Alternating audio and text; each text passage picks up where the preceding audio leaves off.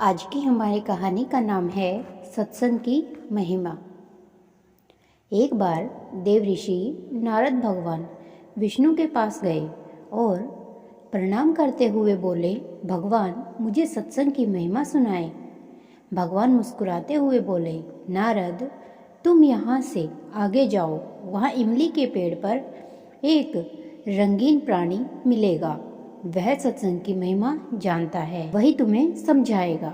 नारद जी खुशी खुशी इमली के पेड़ के पास गए और गिरगिट से बातें करने लगे। उन्होंने गिरगिट से सत्संग की महिमा के बारे में पूछा। सवाल सुनते ही वह गिरगिट पेड़ से नीचे गिर गया और झटपटाते हुए उसने प्राण छोड़ दिए। नारद जी आश्चर्य होकर लौट आए और भगवान को सारा वृत्तांत सुनाया। भगवान ने मुस्कुराते हुए कहा, इस बार तुम नगर के उस धनवान के घर जाओ और वहाँ जो तोता पिंजरे में दिखेगा उसी से सत्संग की महिमा पूछ लेना। नारद जी क्षण भर में वहाँ पहुँच गए और तोते से सत्संग का महत्व पूछा। थोड़ी देर बाद ही तोते की आंखें बंद हो गई और उसके भी प्राण निकल गए। इस बार तो नारद जी भी घबरा गए और दौड़ते दौड़ते भगवान कृष्ण के पास पहुँचे।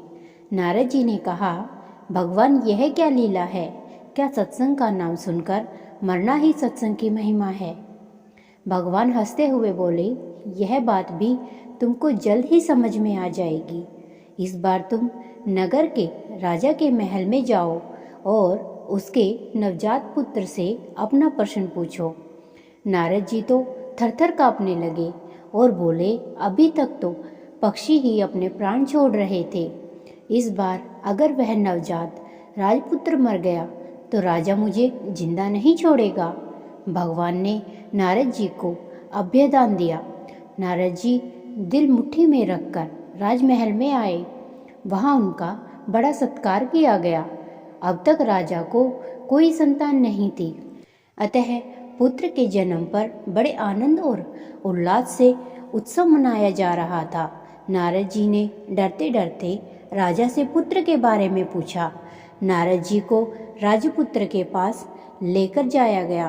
पसीने से तर होते हुए मन ही मन श्री हरि का नाम लेते हुए नारद जी ने राजपुत्र से सत्संग की महिमा के बारे में प्रश्न किया तो वह नवजात शिशु हंस पड़ा और बोला, महाराज चंदन को अपनी सुगंध और अमृत को अपने माधुर्य का पता नहीं होता, ऐसे ही आप अपनी महिमा नहीं जानते, इसलिए मुझसे पूछ रहे हैं। वास्तव में आप ही के क्षण मात्र से संग से मैं गिरगिट की योनि से मुक्त हो गया और आप ही के दर्शन मात्र से तोते की शुद्र योनि से मुक्त होकर इस मनुष्य जन्म को पा सका।